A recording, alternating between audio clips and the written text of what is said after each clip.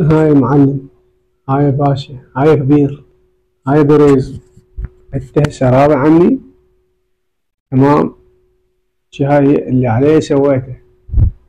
انت هسه قابل؟ راضي علي؟ وعيش يا باشا، عيش وسيبنا عيش. قول حاحة حاحة اه حاحة حاحة حاحة حاحة حاحة. فضائح تحكيمية بالجملة، فضائح منقطعة النظير، أداء تحكيمي سيء فاشل إلى أبعد الحدود، إلى أقصى درجة. يعني أنت متخيل حكم يحرمك من دوري على حساب الغريم التقليدي، يساعد ريال مدريد على أنه ياخذ الدوري موسم 2017 2017. فضيحة تحكيمية. يرجع نفس الحكم يتعين يوم حكم مباراة قرر مصير الدوري. يعني ريال مدريد اليوم لو فايز أنا بصم لك بالعشرة ريال مدريد ياخذ الدوري، يرجع نفس الحكم يتعين بنفس المباراة بنفس جولة حاسمة للدوري، يتعين حكم لهاي اللعبة، وبهذا الأداء السيء الفاشل، الأداء المخزي من الحكم ومن غرفة الفار الطرفين. أنا في رأيي يعني حسب قناعتي، يعني وجهة نظري، إنه الاتحاد الإسباني ولجنة التحكيم قبل لا يعلنون رسميا عن طاقم تحكيم المباراة ينعرض على ريال مدريد. ها يا باشا، ها يا سيد، ها يا كبير، هذا الطاقم التحكيمي يعجبك موافق؟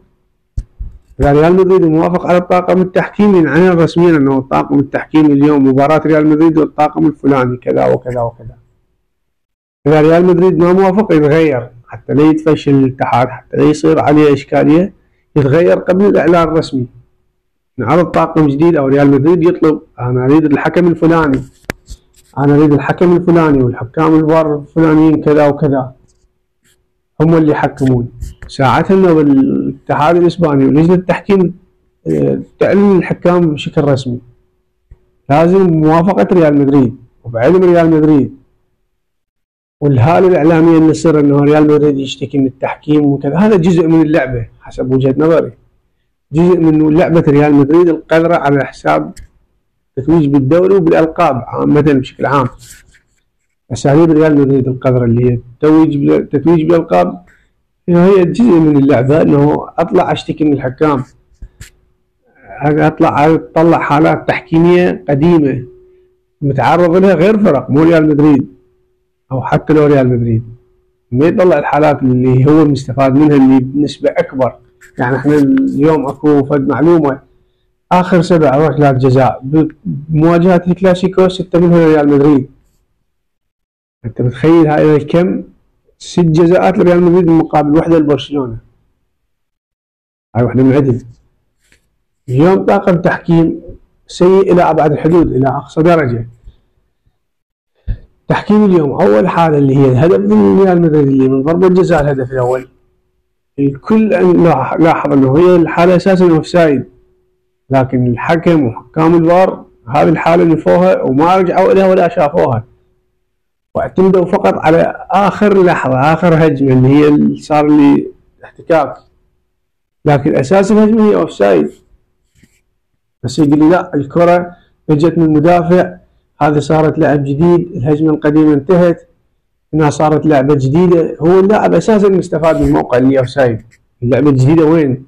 هو اللاعب مو كان خلف المدافعين او كذا، او مدافع سيطر على الكرة ولعب باص للحارس وصارت، لا هي اللاعب حاول يشتت الكرة انه، لكن مو قصد، مو اللعب، هي الكرة صارت عفو لا اراديا، انه لاعب كرة تطلق وراحت لاتجاه الجول كمل وياها مبابي، اساسا هي اوفسايد. واذا تقول لي هذه الحاله جديده، اللعبه القديمه انتهت، فنفسية هاي الحاله هسه نرجع عليها ونذكرها بعدين حاله ثانيه مشابهه.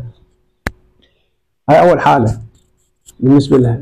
بالنسبه لحاله الهدف الثاني ريال مدريد، يعني الكل شاهد انه هو فاول بنص ساعه على يمين يامال، يعني التدخل اول شيء الاحتكاك بالقدم، السحق على قدم يامال، وثاني شيء الدفع بالايد، يعني حالتين بحاله واحده، سحق على القدم ودفع بالايد. الحكم مشى لعب ولا رجع للفار ولا غرفة الفار انه رجعوا وشافوا ودققوا. احنا نشاهد اليوم الحكم المباراة حالات ريال مدريد يعني بسرعة منقطعة النظير يعلن عن الحالة، يعني ركلة الجزاء ما تردد بلحظة انه يعلنها، هدف ريال مدريد ما تردد ثواني انه يعلنه، مع انه القانون يقول عطي مبدأ اتاحة الفرصة وخلي اللعبة تكمل، وغرفة الفار يراجعون الحالة ويدققون اذا صار بها شيء وساعتها يعلن، يوجه حكم المباراة وقف اللعب، اكو عندك حالة صارت انت مشيتها، يعني اللي هو اللعب الطبيعي هو هذا صار قانون، هذا هو تمشي اللعب، واذا اكو حالة ترجع عليها تشوفها بعدين الفار ينبه الحكم والحكم يوقف المباراة ويشوف الحالة هل هي فعلا اكو ضربة جزاء، اكو لمسة يد، الكرة دخلت ما دخلت الهدف، او تجاوزت خط المرمى بكامل محيطها ولا لا، اكو تسلل او ماكو تسلل. نلاحظ انه يعني سرعة بديهية باحتساب الخطأ لصالح ريال مدريد، خصوصا الحالة الأولى لركلة الجزاء والهدف الثاني. أما بالنسبة اليوم نجي لبرشلونة، الهدف اللي يقولون عليه الهدف الثاني الكرة اللي ارتطمت بإيد فرانك ديونج، أنا مع وياك ما يخالف الحالة بيها شك، شوف الحكم انه وقف اللعبة وتأكد من الحالة وغرفة الفار تقريبا حوالي دقيقة كاملة يتأكدون من الهدف، يلا أعلن عن الهدف عكس اللي صار لريال مدريد.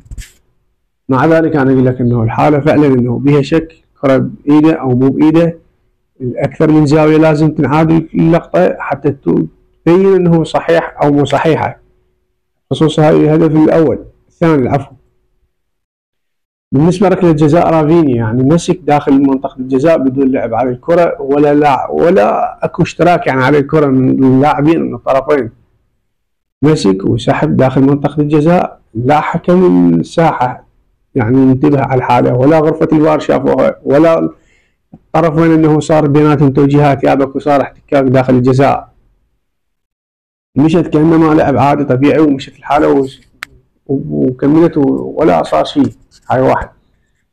اثنين ضربة جزاء تشواميني، يعني الشاهد اول فقرة ضربة جزاء تشواميني، اللقطتين اللي انعادت بها الفار الحكم الساحة هن اللقطتين اللي مو واضحات، يعني أسوأ لقطتين ممكن تلقاهن ب 64 كاميرا أو 68 كاميرا، هن ذن اللقطتين أسوأ مكانين، عكس هذه اللقطة اللي هي الواضحة والصريحة اللي هي جزاء رسمي 100%، وحتى تستاهل انذار أصفر، يعني الكرة رايحة باتجاه المرمى، حركة اللاعب غير طبيعية، تكبير مساحة الجسم واعتراض الكرة من الذهاب لاتجاه المرمى، ضربة جزاء صحيح 100%، ما احتسبها الحكم ولا غرفة الفار، وأنه أعادوا اللقطات اللي غير واضحة باستثناء هذه اللقطة الواضحة اللي هي ما طلعت ولا عادوها على الحكم في سبيل أنه الكرة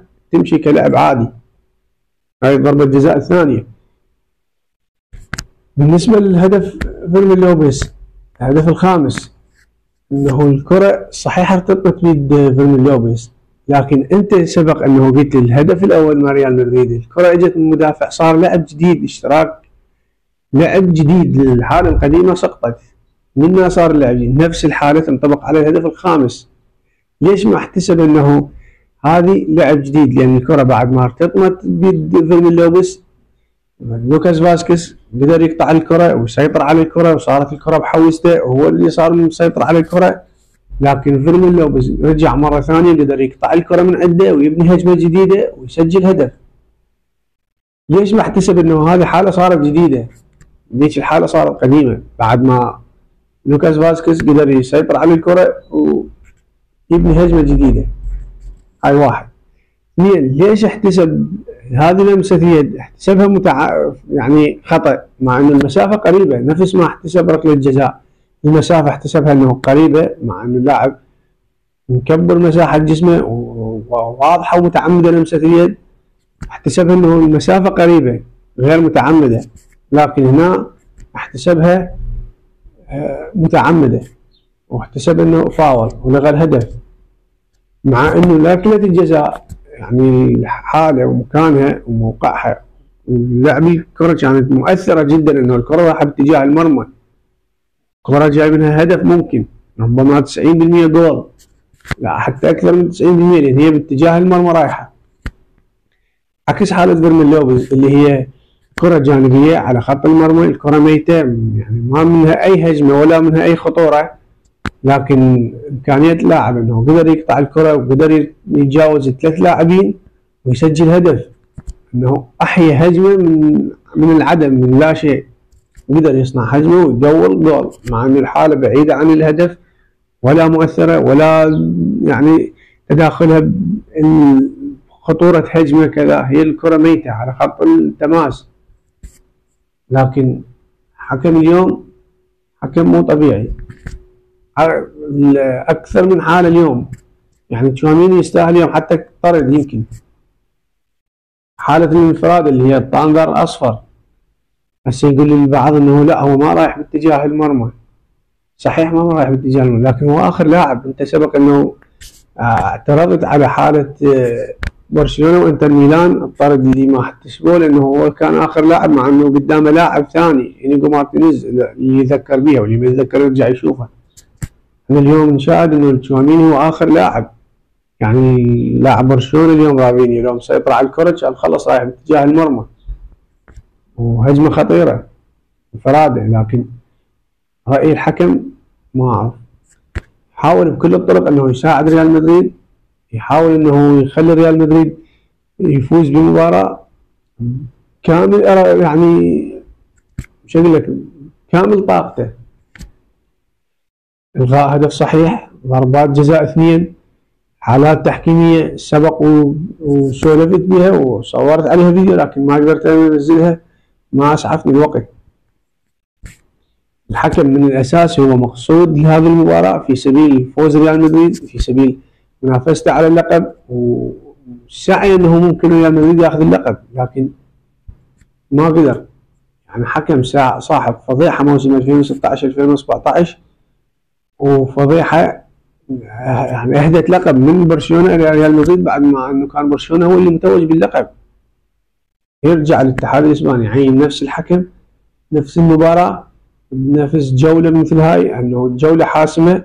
لو كان هذه الجولة 30 أو 29 ممكن أنه ما تأثر لأن الدوري بعد طويل، لكن قبل 3 جولات اليوم برشلونة لو خسران اليوم وهذه المباراة فرق نقطة واحدة، وأنا أكد لك أنه برشلونة خلال 3 مباريات الجاية كان راح يتعثر بوحدة من اللعبات، إذا مو يخسر يتعادل في سبيل ريال مدريد يتوج باللقب. لكن هذا اللي ما صارت، هذا اللي سعى بها ريال مدريد، سعى بها الاتحاد الاسباني، سعى بها الحكام لجنة التحكيم، لكن ما صارت. برشلونة اليوم كان اكبر من ريال مدريد واكبر من التحكيم.